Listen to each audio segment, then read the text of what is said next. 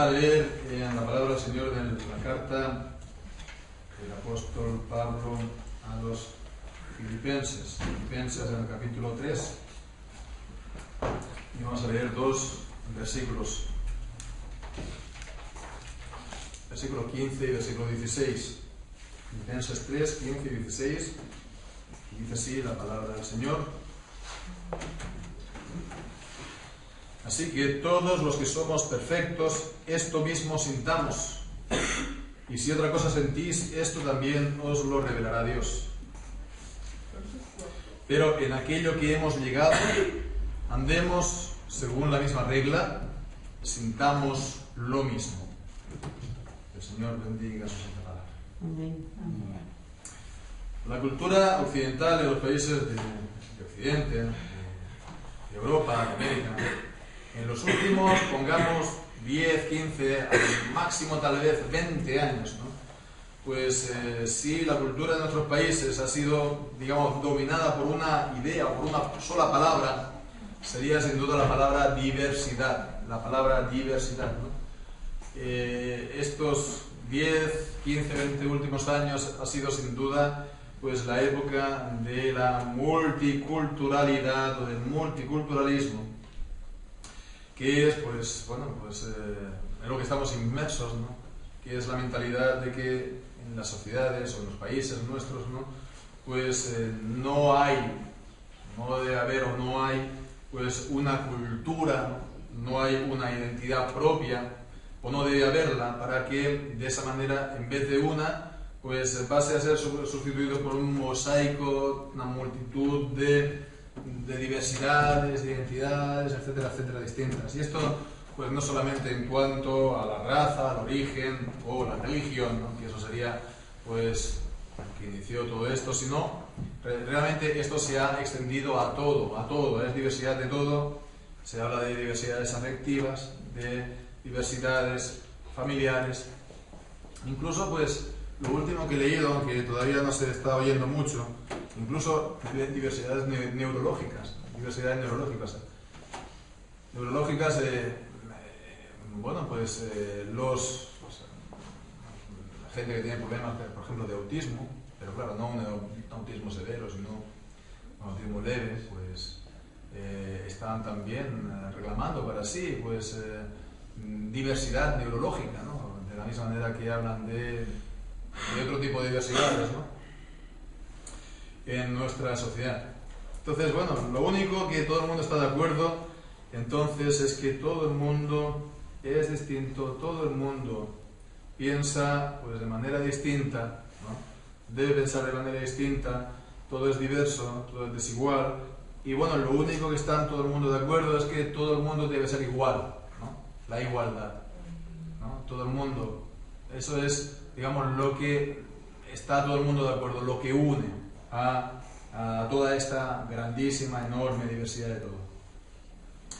Bien, pues ante esto, bueno, tenemos a los cristianos, tenemos el cristianismo. Hay la unidad es posible, la unidad es buena, es posible, es algo deseable, y esta unidad espiritual se encuentra, sí, en los cristianos, Esta unidad no significa pues ausencia por completo de todo problema, ausencia de todo tipo de dificultades, a lo mejor entre nosotros, pero esta unidad es llamada por Dios a que se manifieste un día plenamente, se manifestará plenamente, y esta unidad ha de superar en esta vida pues todas las dificultades que se presenten, y esta unidad al final superará todas estas dificultades y superará todos estos problemas. Esta unidad ha de tener como base una unidad de mente. Esta unidad ha de tener como base una unidad de pensamientos, una unidad de mente, como dice aquí también sentir.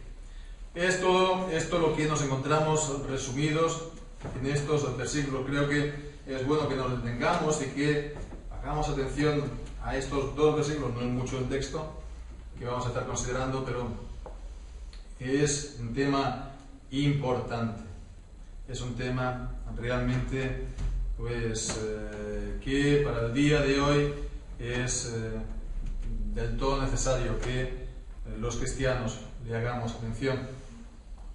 Estos versículos está siguiendo el razonamiento que había expuesto el apóstol Pablo en este capítulo hasta el versículo 14. Nos acordamos de todo lo que había dicho, que él prosigue a la meta, dejándolo todo, no mirando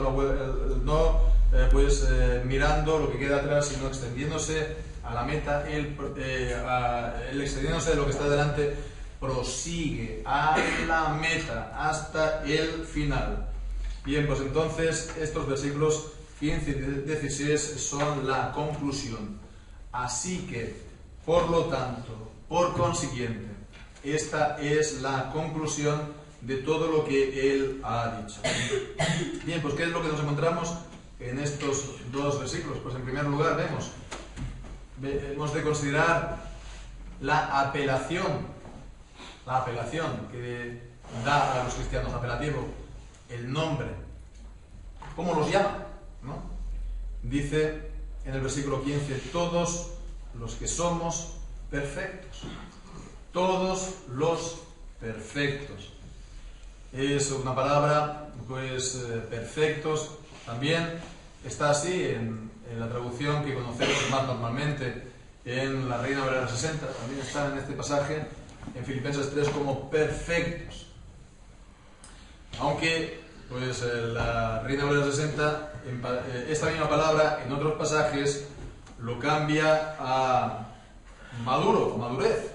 Por ejemplo, en 1 Corintios, en el capítulo 2 y versículo 6, estoy ahora leyendo, en Reina Valera del 60, dice, sin embargo, hablamos sabiduría entre los que han alcanzado madurez, ¿verdad? Y vemos en este mismo pasaje, en la revisión nuestra, que es la lectura de la Reina Valera tradicional, ¿verdad? Histórica, se puede decir así, que 1 Corintios 2, 6, sin embargo, hablamos sabiduría entre perfectos. Bien, pues vemos que aquí dice, así que todos los que somos perfectos, no dice los maduros, sino dice los perfectos.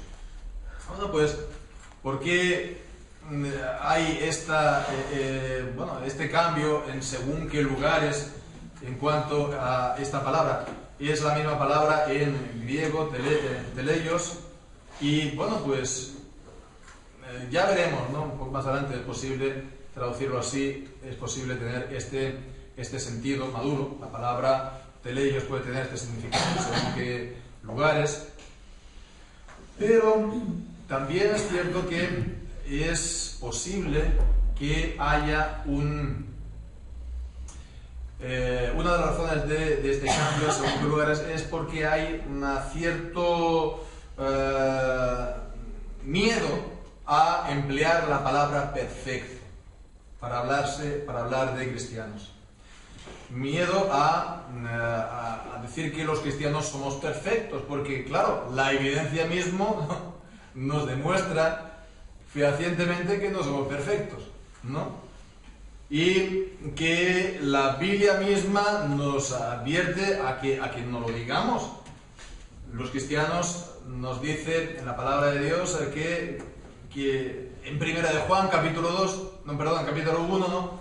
Quien dice que está sin pecado, ¿no? O que no ha cometido pecado, él se engaña a sí mismo y él hace a Dios mentiroso, porque todo el mundo comete fallos, todo el mundo comete pecados en esta vida, nunca nos veremos perfectos del todo. En todo caso, vemos, no solamente por esta cuestión, sino que además dentro del cristianismo se ha desarrollado, en base tal vez a pasajes como estos, la idea del perfeccionismo. No sé si hemos escuchado esto alguna vez, el perfeccionismo. es la idea de que, bueno, de que los cristianos pueden llegar a realmente ser perfectos en esta vida.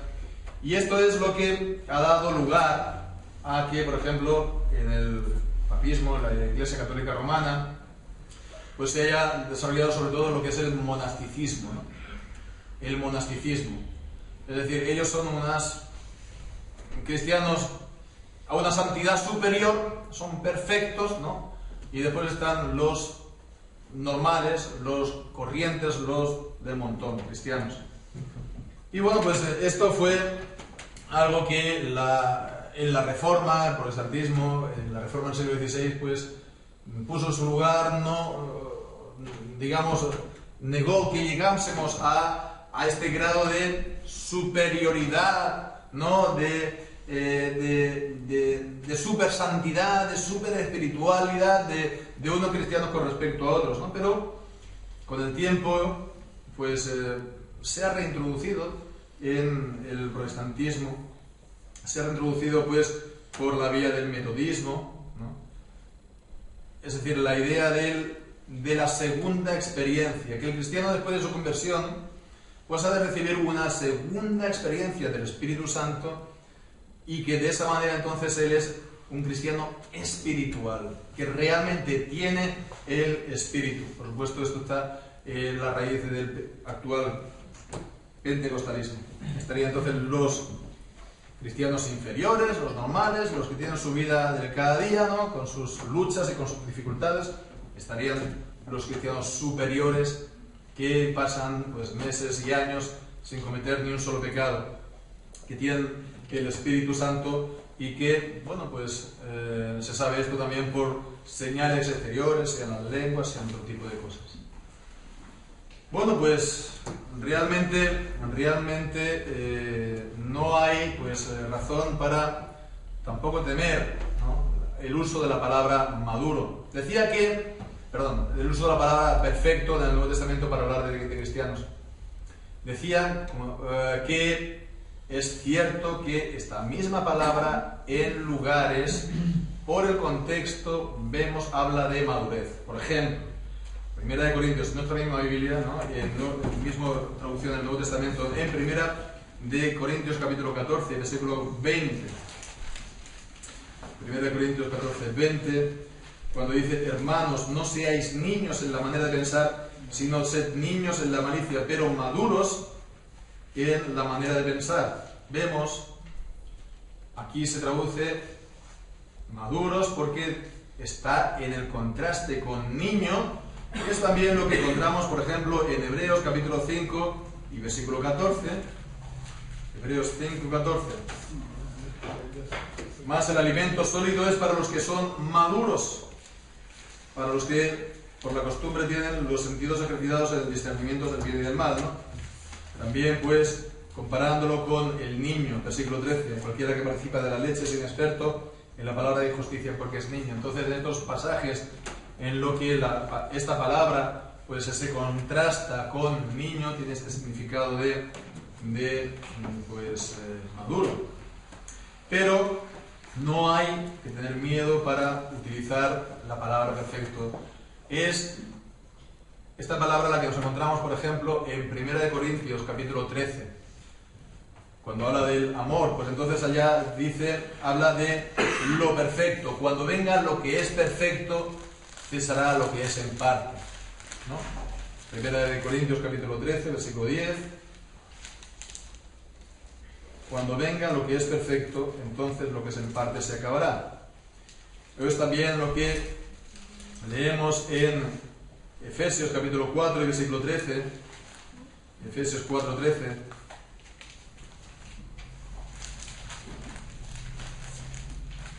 Hasta que todos lleguemos a la unidad de la fe y del conocimiento del Hijo de Dios, a un varón perfecto, a la medida de la estatura de la plenitud de Cristo. O en Colosenses capítulo 1, versículo 28, Colosenses 1, 28. A quien nosotros anunciamos a Cristo, amonestando a todo hombre y enseñando a todo hombre en toda sabiduría, para que presentemos a todo hombre perfecto en Cristo Jesús. O en Colosenses 4:12 también, cuando leemos: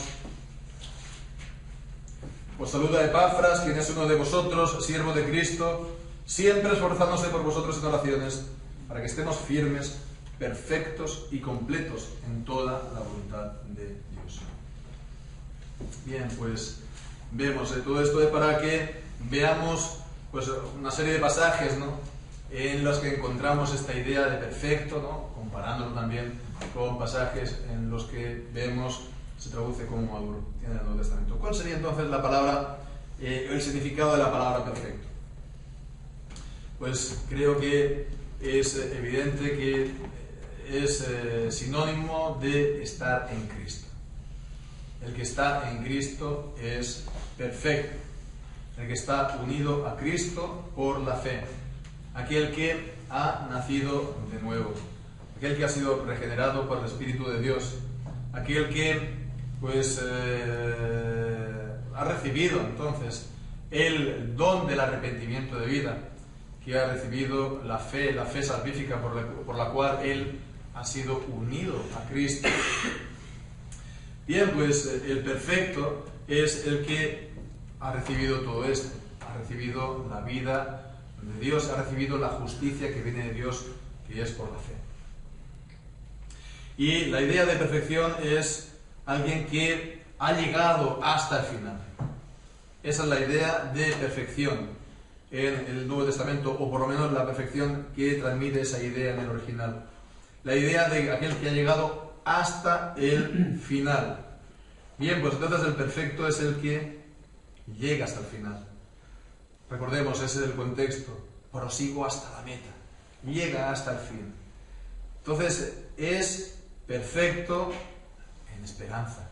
Todavía no lo es, ahora no lo somos completamente, pero aquel que está unido a Cristo, este persevera hasta el final y este llega a la meta.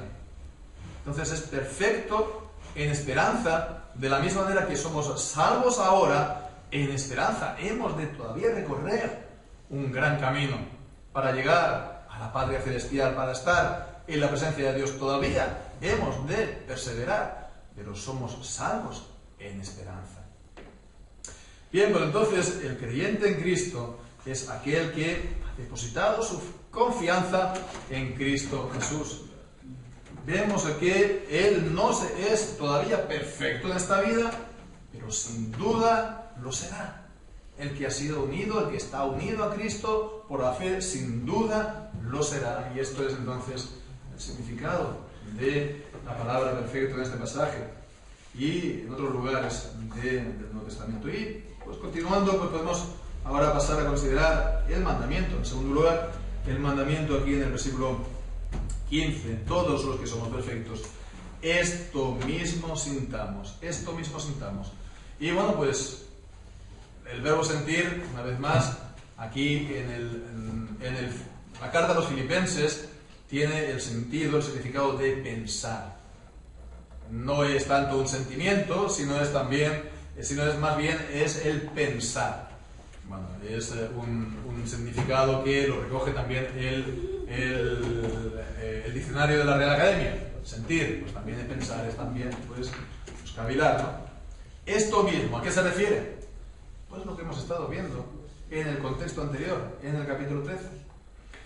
Pablo dice, desecha todo lo que es propio, él lo tiene por basura, él no confía en nada en la carne. Pablo ha confiado en Cristo, él tiene pues solamente de lo único que se gloria es de la justicia de Dios por la fe, y él además quiere conocerlo a él más y más, quiere conocer el poder de su resurrección, quiere estar unido a él en sus sufrimientos, en su muerte, hasta llegar a la resurrección de los muertos. Él prosigue a la meta, él desecha todas las cosas, él pues no vuelve la vista atrás y continúa pues adelante. Eso es lo que él se está centrando. Él entonces dice, pues esto mismo pensad vosotros.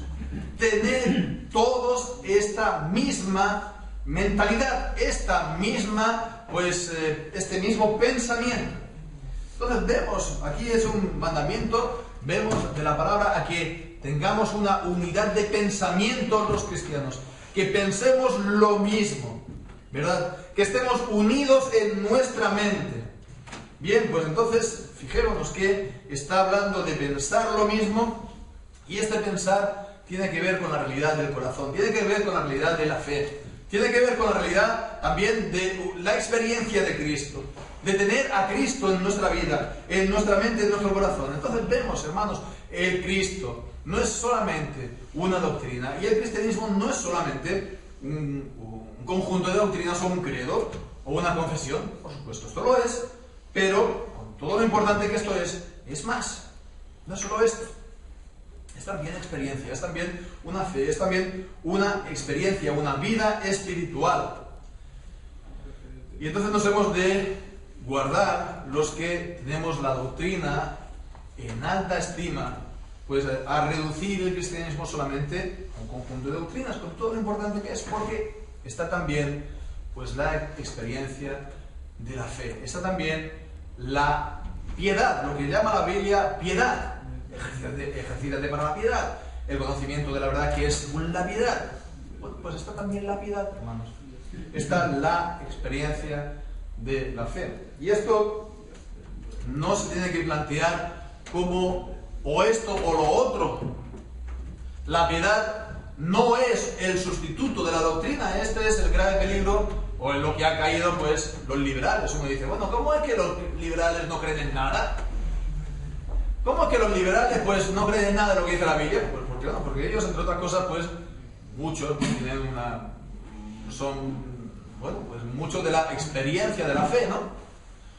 O los llamados pietistas, ¿no? Pues relativizan la doctrina de los cristianos, ¿no? ¿Por qué? Pues porque para ellos lo más importante es la piedad. Pero vemos, la vida de la piedad no puede sustituir la doctrina de la palabra, pero la doctrina tampoco puede sustituir lo que es la piedad. Es decir, ambas cosas, la doctrina y la piedad, han de ir juntas en el cristiano. No es o esto o lo otro, es que han de ir juntas en el cristiano. El cristiano verdadero es aquel que cree la verdad de la palabra de Dios, pero además la vive, ¿verdad? Entonces, fijémonos, ¿no? Esto es el mandamiento a que pensemos lo mismo, y ese pensamiento tiene que ver de la realidad más profunda de nuestra fe en el Señor, en Dios, en Cristo. Por lo tanto, vemos, ¿no?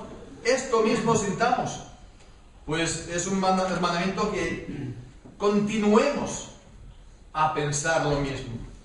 Nos viene a decir que tengamos siempre presente estas cosas, que no nos despistemos, que no nos olvidemos, que no pongamos nuestra mira ahora en nosotros mismos o en los demás, que tengamos siempre presente lo importante que es Cristo, que tengamos siempre presente entonces nuestra necesidad de Él, queriendo conocerlo más y experimentando más y más de Él, de su poder, de su comunión con sus padecimientos.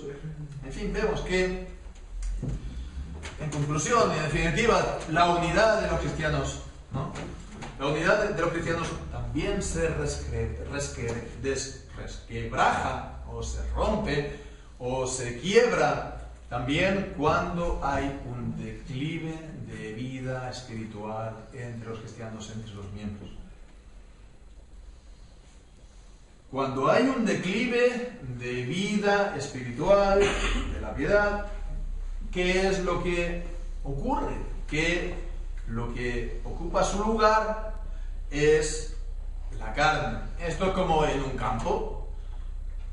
Si no lo siembras, ¿no?, de lechuga, de patatas o de lo que sea, o de trigo, ¿qué va a pasar? Pues va a brotar lo que es propio, ¿no?, de esa tierra, ¿no? Todo tipo de plantas que estén de ahí o que lo traiga el viento, ¿no? Pues así igual son nuestros corazones. Si no hay esa vida de piedad o esa vida espiritual, va a aflorar lo que somos por naturaleza, y es lo que la Biblia llama la carne. Y cuando se da la carne, hay división entre los cristianos, porque no puede ser de otra manera, porque es lo que dice la palabra de Dios, en Gálatas 5 cuando contrasta las obras de la carne con los frutos del Espíritu. Dice pues en Gálatas 5, versículo 19, manifiestas son, Gálatas 5, 19, las obras de la carne, que son adulterio, fornicación, impureza, lujuria, idolatría, hechicería, enemistades, pleitos, celos, iras, contiendas, disensiones, herejías, envidias, homicidios, borracheras, orgías y cosas semejantes a estas. Todas estas cosas, vemos, no crean la paz, ni la armonía, ni la unidad entre los hombres, ni mucho menos entre los cristianos, sino cuando hay estas cosas, evidentemente hay multitud de problemas entre unos y otros. Y esto es lo que sale de nosotros por naturaleza, porque eso es lo que es nuestro corazón por naturaleza. Sin embargo, cuando tenemos la vida de Dios en nosotros, se da y se manifiesta el fruto del Espíritu, que seguimos leyendo en el versículo 22. El fruto del Espíritu es amor, gozo, paz, paciencia, dignidad, bondad, fe, mansedumbre, templanza. Contra todas estas cosas no hay ley. Cuando hay pues esta vida espiritual que fluye de Cristo, que nos viene de Él, unido a Él, entonces se dan estos frutos del Espíritu, estos frutos que son un bálsamo y que es como una argamasa, ¿verdad? Que es que une a los cristianos en el vínculo de la paz y en el vínculo del amor. Todo esto, por lo tanto, viene de nuestra experiencia, de nuestra vida espiritual con el Señor Jesucristo. Y entonces nos hemos de preguntar de esa manera cómo estamos nosotros andando con nuestro Señor Jesucristo. Si estamos en alto o en bajo, estamos aquí en nuestra vida de altibajos continuos o estamos en una vida, digamos, continua, constante, de experimentarlo, de tenerlo a Él en nuestra vida. ¿Cómo estamos nosotros con el Señor? ¿Qué Él es para nosotros en esta última semana, en estas últimas semanas, en estos últimos meses? ¿Qué Él es para nosotros? Bien, pues tengamos esto presente porque vemos que de eso procede nuestra vida espiritual, de nuestra vida espiritual procede entonces del Espíritu Santo, mejor dicho, pues, o nuestra vida espiritual es el terreno en el que el Espíritu Santo hace brotar todos estos buenos frutos y es lo que, por lo tanto, mantiene y contribuye la unidad entre los cristianos. Bueno, pues, pasando más adelante en estos versículos, en Filipenses 3, podemos pasar a considerar, pues en tercer lugar, la confianza que expresa el apóstol en este mismo versículo, versículo 15. Si otra cosa sentís, o si otra cosa pensáis, pues esto mismo os lo revelará Dios. Esto mismo os lo revelará Dios. Entonces, si pensáis de una manera distinta, bueno, pues entre los cristianos a veces se pueden ver, se pueden dar en todo lugar de la vida, pues distintos puntos de vista, distintas versiones, distintas maneras de ver las cosas, ¿verdad? Bueno, somos cristianos, pero simplemente hay momentos en los que no se ven las cosas de igual manera, no se piensa lo mismo, ¿verdad? Y esto ocurre, pues, es algo natural de la vida misma, ¿no? Y a veces podría también darse, ¿verdad? También podría darse, incluso en cuanto a creencias en la palabra, en cuanto a la doctrina misma, a doctrinas. Bueno, pues fijémonos, ¿no? Que si pensamos o sentimos otra cosa, esto también os lo revelará Dios. Vemos que la confianza que tiene Pablo es que el Señor revelará su verdad. Revelará su verdad a los que son suyos. Y esto pues no está hablando de una nueva revelación, una revelación extraordinaria, sino que mostrará pues a sus hijos, a su pueblo, su verdad a través de su palabra. Los va a llevar al mismo convencimiento, los va a llevar a la misma convicción en todas las cosas. Y esto pues está basado en esta confianza ¿en qué? Pues en la obra del Espíritu Santo, en los creyentes y en la Iglesia. Hemos recibido al Espíritu Santo. El Espíritu Santo es el otro consolador. El Espíritu Santo es la presencia de Cristo en la Iglesia, en este tiempo en el que Cristo está separado de nosotros en cuanto al cuerpo, porque Él está ascendido a los cielos, pero Cristo está presente en la Iglesia por medio del Espíritu Santo, y la obra del Espíritu Santo, una de ellas, por supuesto, es la de glorificar a Cristo y exaltarlo por encima de todas las cosas en la Iglesia misma, pero otra de las funciones o otra de las oficios del Espíritu Santo es guiarnos a toda verdad. En 1 Juan, pues leemos en el capítulo 2 acerca de esto mismo. Ahí habla el apóstol Juan, lo expresa por medio de la palabra unción, la unción de Dios. En 1 Juan capítulo 2, versículo 20 leemos: mas vosotros tenéis la unción del Santo y conocéis todas las cosas. Está hablando aquí de falsos profetas que están pues de los anticristos, que están aquí negando cosas fundamentales de la fe. Bueno, pues están negando a Cristo, que Él ha venido en carne, etcétera, etcétera. Bueno, pero vosotros tenéis la unción del Santo. Y esa unción, pues leemos en el versículo 27, la unción que vosotros habéis recibido de Él permanece en vosotros, y no tenéis necesidad de que nadie os enseñe, sino que como la unción misma os enseña acerca de todas las cosas, y es verdadera y no es mentira, así como os ha enseñado, permaneced en Él. Y pues esto también está basado o hace referencia a las palabras mismas del Señor Jesús en el Evangelio de Juan, capítulo 14, y ahí en el versículo 26 dice, hablando del Espíritu Santo: el Consolador, el Espíritu Santo, a quien el Padre enviará en mi nombre, Él os enseñará todas las cosas y os recordará todas las cosas que os he dicho. Él os guiará a toda verdad, dice también el Señor Jesús en el mismo Evangelio de Juan. Él pues dice que cuando Él venga redarguirá al mundo de pecado, de justicia y de juicio. Él dice en el versículo 14: Él me glorificará porque tomará de lo mío y os lo hará saber. Entonces Él guiará a toda verdad. Él es la unción. Y bien, por lo tanto, esa es la confianza que podemos tener los cristianos, ¿verdad? A pesar de nuestras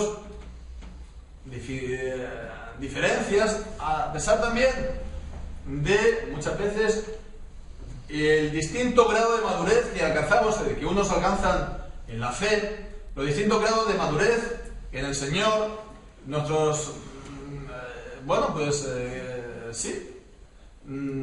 que unos avanzan más en la carrera cristiana, unos pues son más maduros o más espirituales, o algunos pues el Señor les ha dado más gracia, les ha dado más frutos. Bueno, pues a pesar de todo esto, la confianza es que si el Señor ha comenzado la obra de gracia en nosotros, como dice Filipenses 1, la continuará hasta el día de Jesucristo.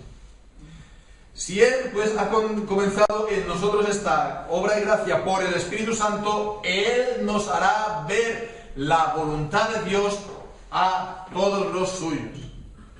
Hemos, por lo tanto, de una manera práctica, los cristianos, pues esto significa que hemos de ser pacientes con los demás. Hemos de ser pacientes con aquellos que todavía no han llegado a ver las cosas, ¿no?, como tienen que verlo. O aquellos que incluso no han alcanzado el suficiente grado de madurez. Hemos de soportar las debilidades de los demás y no ser impacientes con los demás. La impaciencia es mala consejera. Todas las cosas que valen la pena en esta vida requieren tiempo. Ese es el problema de nuestra manera de ver las cosas, de nuestra cultura de hoy en día, es que lo queremos todo ya hecho, ¿verdad? Comida rápida, todo rápido, y ser aquí, pues a los 25 años ya, pues presidente del gobierno prácticamente. Lo veremos ya dentro de poco seguramente. Ahora los políticos de éxito son los de 30 y pocos. A lo mejor dentro de 10, 15 años serán dentro de 25, ¿verdad? Todo rápido, no. Lo que verdaderamente vale la pena en nuestra vida requiere tiempo. Requiere tiempo. Y la obra del Señor en nuestra vida, fijémonos si requiere tiempo, que requiere toda una vida. Toda una vida. Toda una vida. La impaciencia para con los demás es mala consejera. Hemos de esperar a que hagan las cosas por sí mismos. Sí, les podemos ayudar, pero no le podemos estar esperando a meterle siempre el alimento a la boca, ¿no? A nuestros hijos, cuando son pequeñitos, les metemos en la cuchara para que coman, pero si a los 13 años les tenemos que estar aquí igual haciendo eso, hemos de esperar a que por sí mismos coman. Hemos de esperar a que por sí mismos hagan las cosas. Hemos de esperar a que por sí mismos vean las cosas y las hagan. Y eso pues requiere tiempo y requiere que nos sentemos a ver la obra de gracia del Señor en él, ¿no? Bueno, pues con la certeza de que si son del Señor todo esto llegará. La obra del Espíritu en él pues se manifestará y bueno, si sentimos otras cosas, pues esto mismo nos revelará el Señor. Bien, pues entonces vemos, se puede llegar a dar esta unidad cristiana a pesar de nuestras dificultades, problemas, diversidad, etc. Entonces nos quedamos ya pues con lo último que dice el versículo 16: en aquello que hemos llegado, andemos según la misma regla, sintamos lo mismo. Bien, pues entonces esto ya es la última, también es un mandamiento del apóstol. Y nos está diciendo, bueno, pues habrá dificultades, habrá diferencias, sí, todo esto, pero en aquello que hemos llegado, seguid, dice, un mismo orden, o sigue, dice una misma regla. Lo que dice aquí entonces son, podemos verlo por separado, son dos partes. Por una parte dice, andemos según la misma regla. Bueno, también tener presente literalmente es andar lo mismo. El verbo significa andar, pero es, digamos, algo especial en el sentido de que es andar en orden. Es andar en orden. Es andar juntos, ¿sí? Andar juntos, una compañía, pero es seguir un orden. Es decir, sigo al lado del otro o sigo junto al otro, ¿no? Vamos en orden, ¿no? El desorden es malo. Vamos en orden. Aquí está hablando de una disciplina. Está hablando de un orden. Seguir, pues, dice, según una misma regla. Así se traduce lo mismo. La misma regla, lo mismo. Entonces vemos que nos está hablando a seguir juntos según un orden. Según un orden. Y es bueno introducir orden en nuestras vidas y en nuestras relaciones con los demás también. Muchas veces, hermanos, somos todo corazón y nos dejamos llevar pues por solo nuestros sentimientos más que nuestra cabeza. Hermanos, hemos de, sí, los sentimientos están bien, pero no solamente de actuar por sentimientos, hemos de actuar también por principios. En nuestras relaciones con los demás hemos de actuar por principios. Y voy a exagerar mucho al decir lo que voy a decir, pero hemos de seguir un protocolo con los demás también, ¿verdad? Hemos de seguir un protocolo, hemos de seguir un orden, ¿no? No nos podemos a veces abrir absolutamente la primera tarde que encontramos, aunque sea un cristiano y un creyente. hemos de, ¿vale? No digo que seamos suspicaces, que seamos completamente reservados y cerrados, ¿no?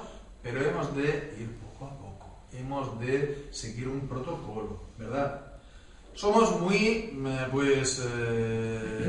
nuestra cultura española, latina, ¿no? Somos muy así, ¿no? De no seguir ese protocolo, ¿no? Y de darnos, ¿no? Y después vienen los problemas muchas veces, ¿no? Porque hemos querido correr cuando tenemos que ir paso a paso. Entonces, seguir un orden, en nuestras relaciones también, como creyentes. Y eso incluso entre creyentes, en la misma congregación, hemos de seguir un orden en las relaciones. Por un lado, esto, y por otro lado dice, vuelve a repetir, que lo que hemos llegado, andemos según la misma regla, sintamos lo mismo. A lo mejor no hemos llegado al mismo punto de vista en todas las cosas, pero en lo que nos es común, sigamos ahí, ¿no? Lo que nos es común. Aquí vemos también es la fe que nos es común, ¿no? La fe que nos es común. Importancia también, por otra parte, de la confesión, ¿no? No hemos estado hablando de la vida de la piedad, pero vemos que está juntamente aquí con lo demás, ¿no? Sintamos lo mismo, pensamos lo mismo. En aquello que hemos llegado, sigámoslo creyendo y sigámoslo confesando, ¿no?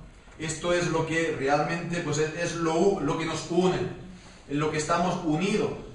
A lo mejor no el 100%, pero el Señor llegará, que nos lo mostrará a todos por igual. Bien, pues esto es lo que el apóstol nos está presentando en estos versículos. Y bien, pues para tal vez acabar de considerarlo, pues podemos volver al punto, ¿no? A la importancia de este asunto, a la importancia de la unidad, ¿no? De la unidad maravillosa que tenemos los cristianos en Cristo. La unidad de nuestra fe, que es pues la unidad de las enseñanzas de la palabra de Dios que el Señor nos ha revelado en su palabra. Estamos unidos, hay una unidad ahí, y es también una unidad de la fe y de la experiencia de Dios, de la experiencia de Cristo, de la experiencia de la piedad en nuestra vida. Es una unidad, hermanos, es una unidad que no se puede comparar con nada en esta vida, porque es una unidad espiritual, ¿verdad? Que también nos une a Cristo. Y nos une entonces al Padre, y nos une entonces a la Trinidad, que es Dios Padre, Hijo y Espíritu Santo. Es una unidad de los hombres, los creyentes, con Dios. Es la unidad que se perdió en el paraíso y es la unidad que se ha restaurado en Cristo. Es la unidad de la humanidad, la verdadera unidad que es en el nuevo Adán, en el Señor Jesucristo. Nos hemos entonces de aferrar a lo esencial que es nuestro Señor Jesucristo y su santa palabra.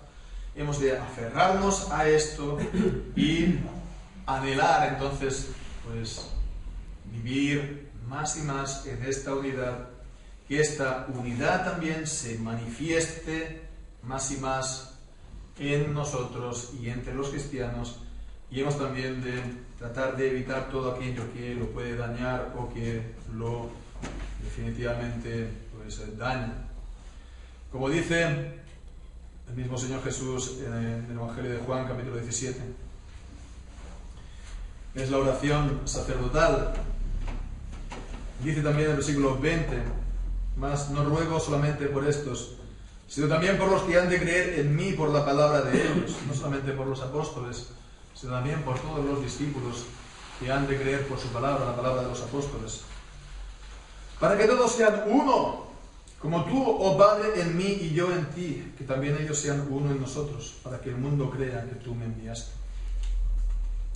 Y yo les he dado la gloria que me diste para que sean uno, como nosotros somos uno, yo en ellos y tú en mí. Y fijémonos lo que dice: para que sean perfeccionados en uno. Para que sean perfeccionados en uno. para que sean perfeccionados en unidad y para que el mundo conozca que tú me enviaste y que los has amado como a mí me has amado. Entonces vemos que hemos de anhelar esa unidad, mantenerla, cultivarla más y más, de la manera que hemos visto, también teniendo en mente, contemplando esto como motivo para que el mundo crea en Cristo, que Dios lo envió, para que el mundo conozca que tú me enviaste y que los has amado como a mí me has amado. Entonces, con todas estas motivaciones y alicientes, hermanos, continuemos adelante, perfeccionando esta santidad y perfeccionando también esta unidad que en el Señor, que tenemos en Cristo. Que el Señor bendiga su santa palabra. Amén. Amén.